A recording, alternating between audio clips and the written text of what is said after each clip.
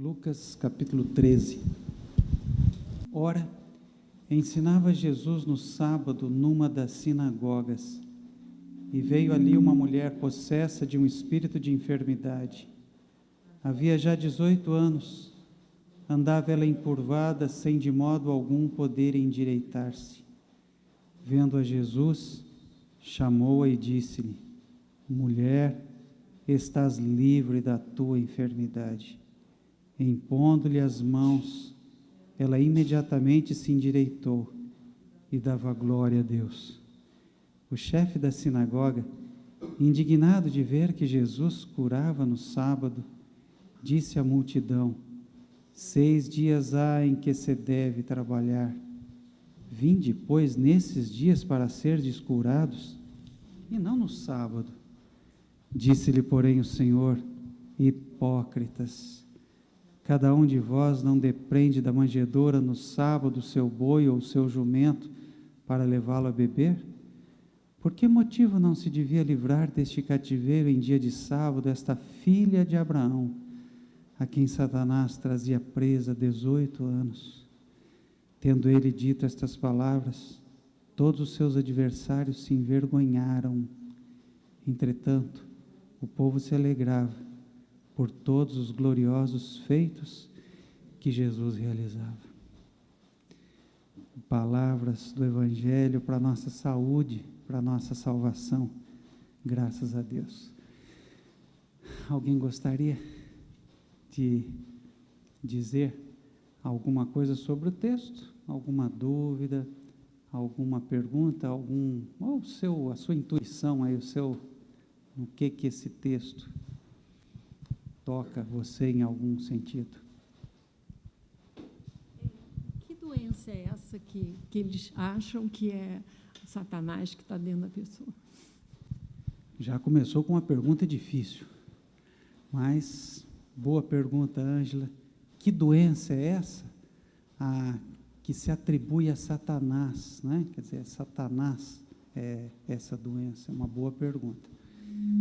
Vou tentar responder.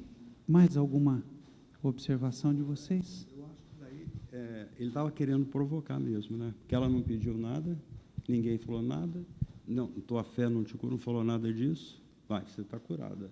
Vou encher o saco dos adversários e não inimigos, você parou isso? Ele não falou inimigo, não, falou adversário, provavelmente fariseu, né? Tá certo? E toda doença que eles não sabiam o que era Achavam que era Satanás. a Satanás. Até hoje também acham, né? Interessante essa observação também do Anderson. Ela não pediu nada? Por que 18 anos? Há 18 anos. Por quê?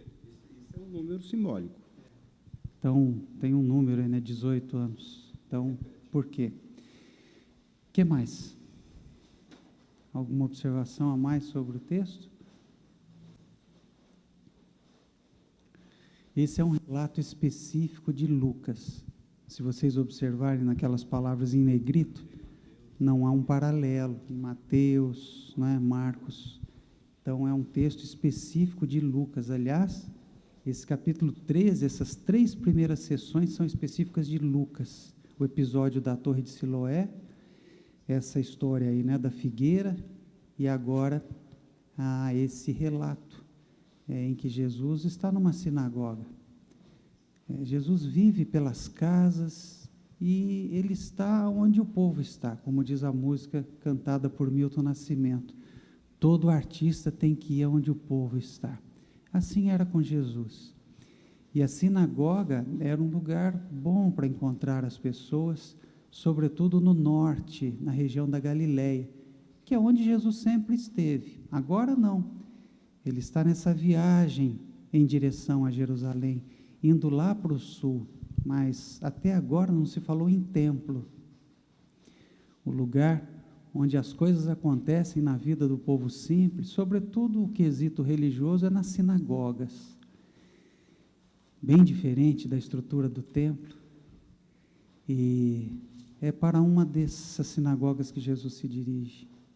E em lá chegando, o narrador do texto vai dizer: e havia lá uma mulher Essa mulher estava possessa por um espírito de enfermidade.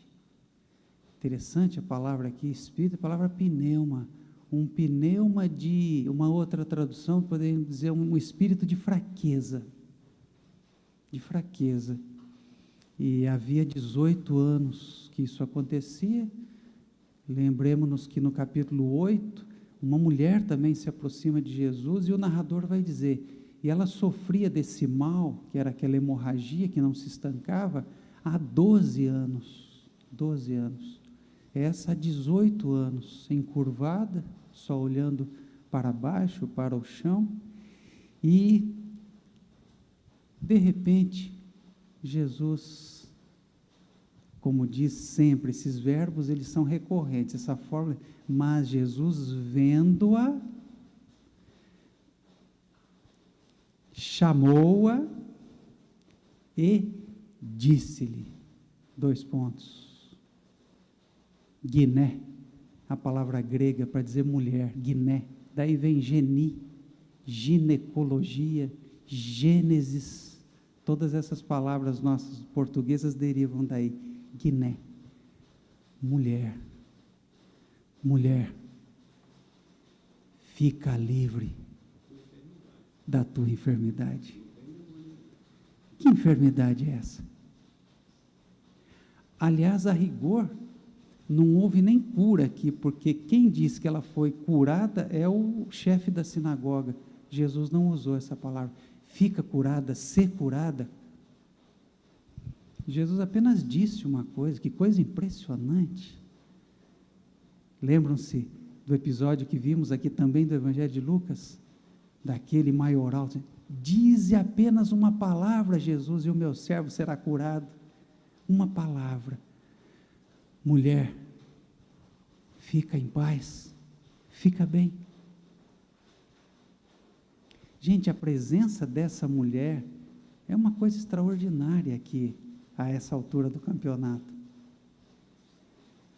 Só a lembrança da sua presença é uma coisa extraordinária, e fala realmente desse aspecto revolucionário da presença de Jesus nos lugares onde andava e estava. Alguns estudiosos dizem que uma das orações da grande religião do templo e dos dias de Jesus dizia logo pela manhã: Deus, eu te agradeço porque não sou gentio e não sou mulher. A cena aqui é dominada por uma mulher. Uma mulher que provavelmente tinha o quê? Uma doença. Será que tinha uma artrite? Uma mulher que, no dizer do narrador, mais do que Jesus, estava possessa por um espírito de enfermidade. Ora, essa é a linguagem, e aí para se entender, não é? Para se dizer essas coisas no tempo de Jesus. E nós precisamos entender isso, porque senão a gente confunde um pouco as coisas. Para dizer o quê? Qual é o pano de fundo?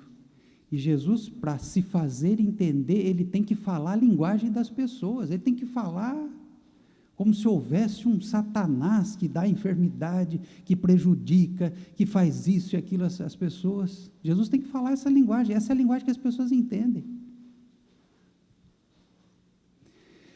Mas é tão interessante, porque se a gente olhar o contexto desse texto, os textos anteriores, principalmente o comecinho do capítulo 13 desse evangelho, Jesus desconstrói essa noção de que as enfermidades, porque era isso que se pensava, elas são fruto da ausência de Deus e do aparecimento, digamos, desse personagem, desse outro Deus, entre aspas, Satanás.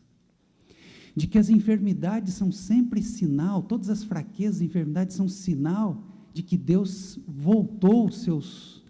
desviou o seu olhar para o ser humano. E por isso, sofre-se muito mais do que pelas causalidades orgânicas das doenças, muito menos por isso, e mais pelas consequências que essa visão ela traz. Por exemplo, a ideia de que quando se adoece é porque Deus se esqueceu de nós, porque somos tomados por um espírito satânico e etc. Alguns discípulos chegam para Jesus no começo desse capítulo. Você ficou sabendo daquela história que aconteceu com os galileus? Que Pilatos invadiu o lugar das reuniões, onde se oferecia um sacrifício, matou-os, misturou o sangue deles com o sacrifício que eles ofereciam. Você ficou sabendo disso, Jesus? E Jesus disse assim, já percebendo que o que havia por trás daquelas, viu, no fundo, o que se queria dizer era uma fofoca, dizer, viu o que aconteceu com aqueles galileus? Eles mereceram. E Jesus vai dizer, vocês acham que aqueles galileus, por ter acontecido aquilo com eles, eram mais pecadores que vocês? E Jesus é enfático, não, eu digo. 2, uma história que provavelmente passava, pelas pessoas no tempo de Jesus, o episódio da Torre de Siloé, que caiu e acabou matando um grupo de pessoas, e provavelmente o que se dizia, viu, estavam errados no lugar errado, alguma coisa deviam para que aquilo acontecesse com eles. O que Jesus vai dizer? Vocês acham que vocês são mais santos, menos pecadores que aqueles sobre os quais desabou a Torre de Siloé? Jesus vai dizer, não. E digo mais, se de algum modo vocês e eles, e sejam quaisquer que forem, não se arrependerem,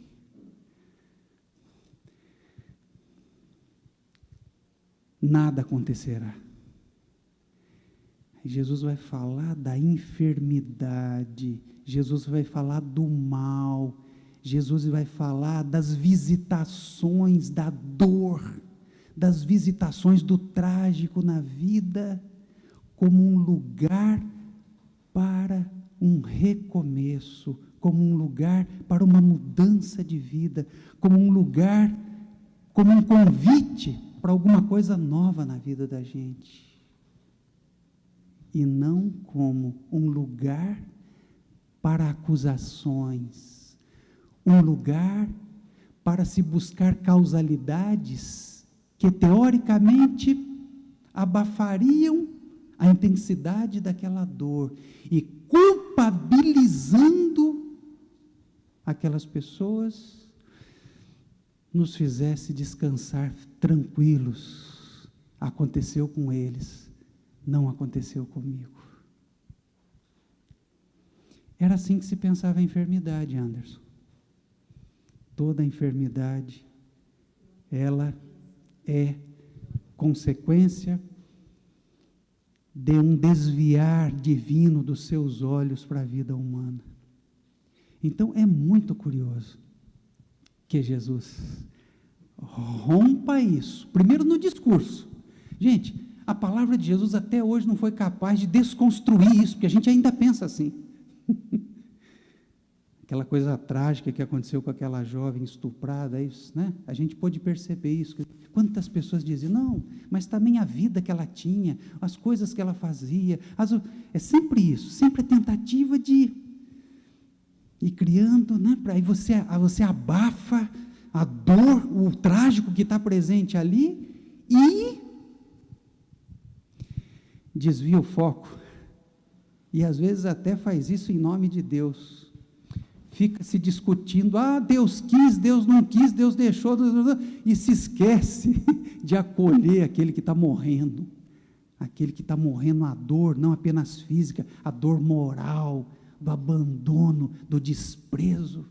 Então Jesus desconstrói essa noção no discurso, com essas duas histórias. Parem de vir com essa história para o meu lado,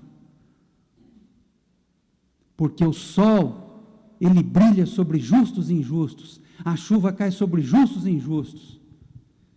Jesus desconstrói isso, e agora ele o faz praticamente, de uma forma prática. Provavelmente, no meio de um bando de homens, e você tem razão nesse sentido, Anderson, Jesus é provocador. Jesus é um revolucionário provocador. Jesus podia fazer isso na segunda-feira, ou segunda-feira nossa, né? Lá era o domingo, né? Jesus podia fazer isso no dia seguinte, mas Jesus, no meio daquelas pessoas todas, se dirige a uma mulher, olha para essa mulher e diz uma palavra a essa mulher, e diz assim: mulher, mulher, sai desse lugar. Impressiona essa personagem pela sua passividade. Ela não pediu nada, ela não clamou, diferente, lembra, da mulher hemorrágica, lá do capítulo 8, fica cutucando Jesus, fica, né, lembra, Jesus, a ponto de Jesus fala assim: pô, eu sinto que de mim saiu alguma coisa. Aí os discípulos: você está maluco? Essa multidão aqui tem um coisa do desejo. Lembra o cego? Jesus, filho de Davi, se quiseres, pode. É o grito, é o clamor, é o toque. Essa mulher, tudo nela fala de uma passividade.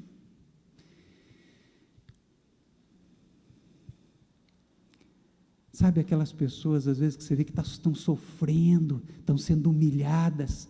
Aquela mulher, às vezes, que sofre violência, e a gente sabe que sofre.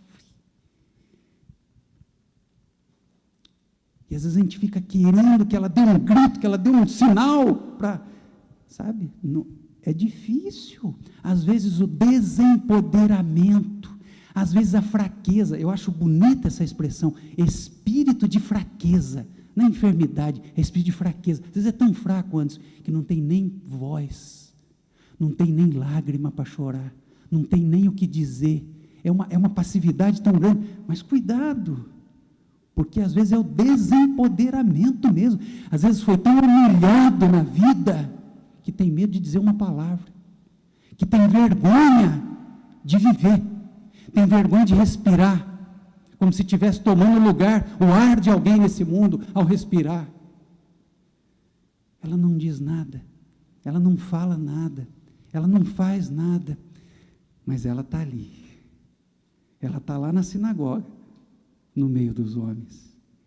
E Anderson, diz o texto, que quando Jesus disse para ela: mulher, fica livre disso aí, Lucas faz questão de dizer o que dissera de 9 samaritanos que foram curados, eram, ou melhor, de um samaritano, de um grupo de 10 que haviam sido curados, e apenas um voltou dando glória a Deus. Essa é uma expressão muito forte em Lucas. Então, tinha uma passividade, tinha um desempoderamento, tinha uma fragilidade extrema, tinha uma, sabe, aquelas coisas que às vezes você quer ajudar a pessoa, parece que você tem que dar, como uma criança, você tem que dar a comida na boca. Não tem problema. Às vezes a situação é tão extrema, e Jesus tem essa sensibilidade, ele percebe que tem ali um desejo, que não tem expressão, é tão fraco, tão frágil. Então ele é a palavra que não pode ser dita, ele é a voz daquele que não tem voz, e o resultado é que ela glorifica a Deus. E o que foi alegria para ela e para aquelas pessoas, foi tristeza para a sinagoga. Esse é o mais curioso do texto. Provocou uma tristeza profunda, sobretudo no Arquedonte, né? No grande líder da sinagoga, que veio com a seguinte história. Olha o absurdo. Gente, tem 6 dias da semana para trabalhar, e vocês vêm logo no sábado, quer dizer, numa espécie de casuísmo, tentando caracterizar o feito de Jesus como um trabalho, como uma atividade, como que não pode ser feita. Aí, Ângela, é demais para o nosso mestre. E aí ele vai soltar a velha fórmula, que soltara com os escribas, com os fariseus e etc. E agora, para o chefão da sinagoga, vai dizer: hipócritas. Essa palavra tem que ser traduzida. A tradução ecumênica da Bíblia diz: perversos. Perversos. É forte essa palavra, né? Jesus podia ter chamado essa mulher de lado. Jesus podia ter se encontrado com essa mulher no dia seguinte. Mas Jesus fez daquela ocasião uma ocasião, para além desse bem pessoal concedido a essa mulher, fazer, Sérgio, uma crítica àquelas instituições que teoricamente deveriam estar a serviço da vida e que submetem a vida aos seus interesses menores. A sinagoga existe para dar vida às pessoas.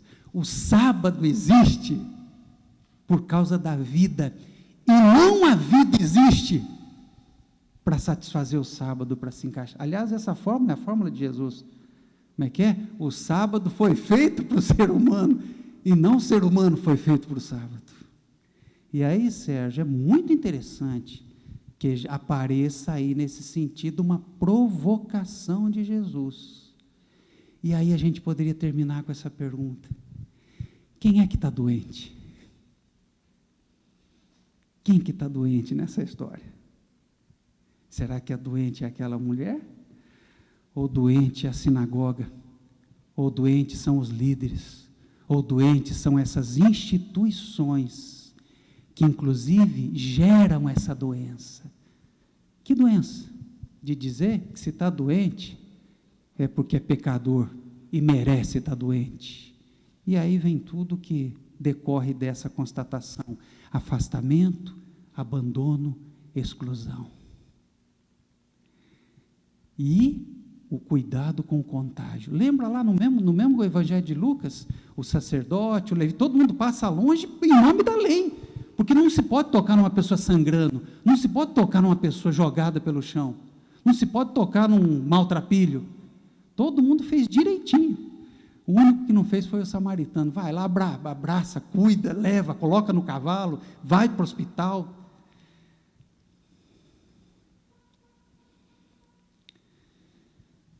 Perversos.